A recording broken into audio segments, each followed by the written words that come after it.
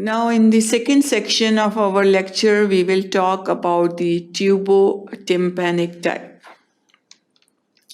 In this section, we will talk about the different types of tubotympanic types, what's the pathology, and what are the different microorganisms that affect this condition.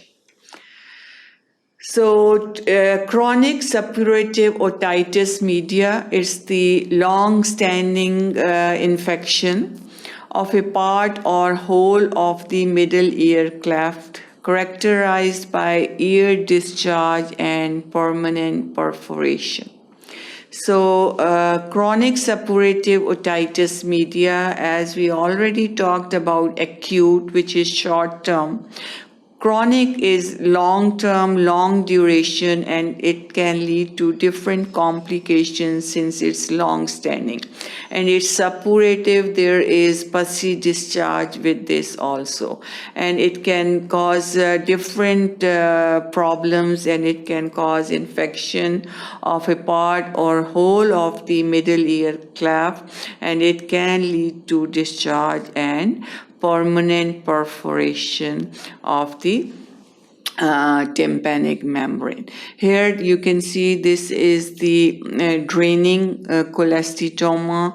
There is drainage of debris, and there is meatus, and then cholesteatoma is there, and it's draining out.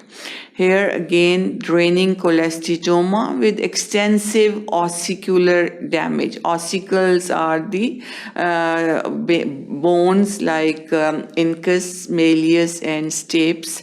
So these are the, this is the destruction, also avenue of growth and destruction with minimal debris. So here less destruction, you can see here there is more destruction with extensive, and there are, so we have basically two types of chronic suppurative otitis media with cholesteatoma.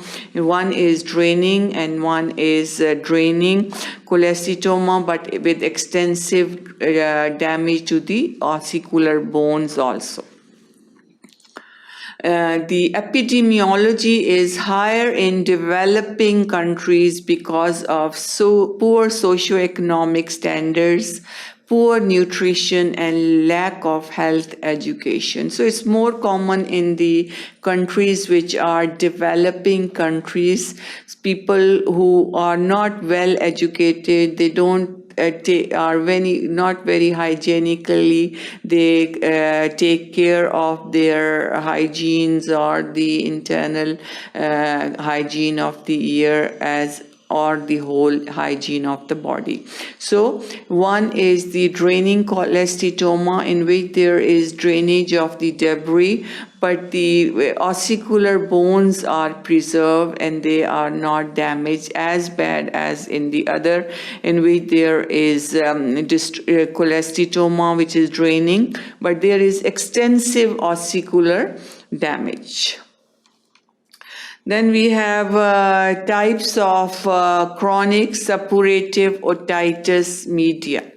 We have tubotympanic type, which are safe or benign type, eustachian tube and mesotympanic, and is associated with central perforation. Etiology of tubotympanic is usually it occurs as a sequel of acute otitis media. There is ascending infection via the eustachian tube. So these are the very common causes. One is ascending infection via eustachian tube, and one is as a sequel of acute otitis media. And tubotympanic type is under the safe or benign, and eustachian tube and mesotympanic, and is associated with central perforation. If you do here, there are two types of mainly chronic suppurative otitis media. One is tubotympanic or safe type, other is atticoantral or unsafe type. First, the differences between these two types: discharge in tubotympanic, it's profuse mucoid and it's odorless. It has no odor. In the other type, atticoantral, there is scanty, purulent, foul smelling. Perforation central, attic or marginal in the other type. Granulation is uncommon in tubotympanic, common in atticoantral. Polyp is pale in one, red and fleshy in atticoantral. Cholesteatoma is absent in tubotympanic, but it's present in atticoantral. Complications are rare in one, and that's why it's safe or benign type, but it's common in atticoantral type.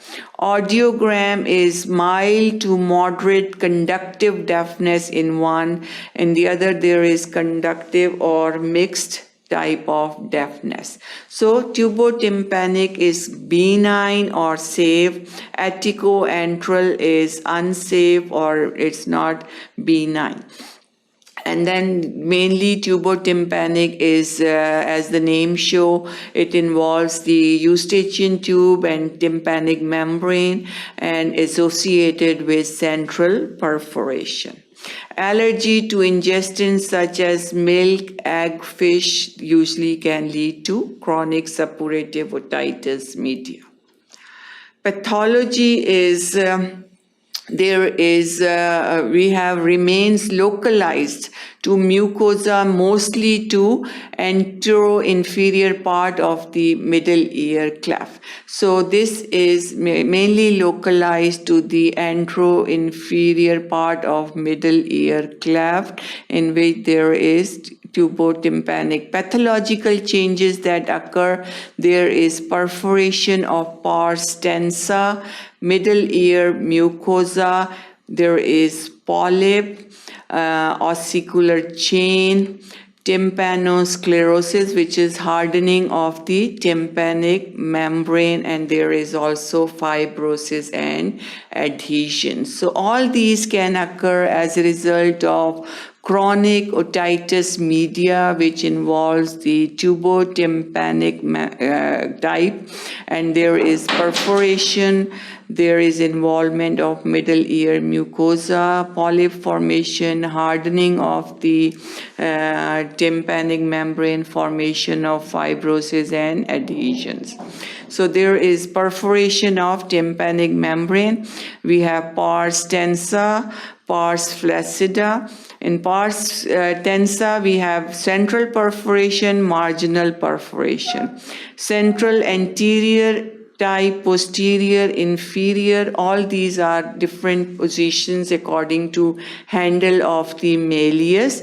And subtotal, it's subtotal because it is very large perforation of pars tensa, where parts of pars tensa or annulus of tympanic membrane are still preserved. So it's subtotal. But in the marginal perforation, it's total, and posterior marginal perforation is the most common. So in central, some portion is preserved, and in the marginal, usually it's total, and it's all in the marginal. It involves the annulus and reaches the sulcus tympanicus, and it's mainly of posterior, anterior and inferior type. So these are the different types of perforations that are present in the central, in the pars tensa. It can be central or it can be marginal. So, and in pars flaccida, usually there is attic perforation.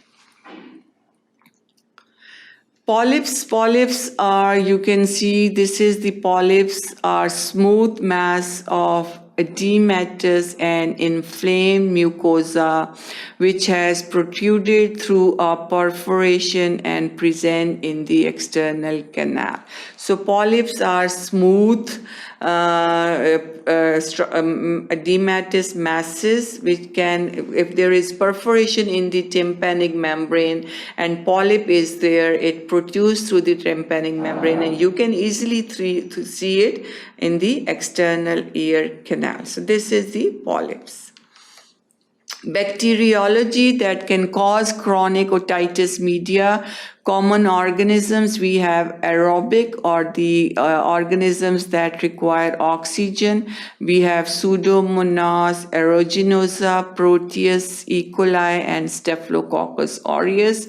Anaerobic, we have Bacteroides fragilis and anaerobic streptococci. So these are the microorganisms that can cause chronic otitis media. Both can be aerobic and anaerobic.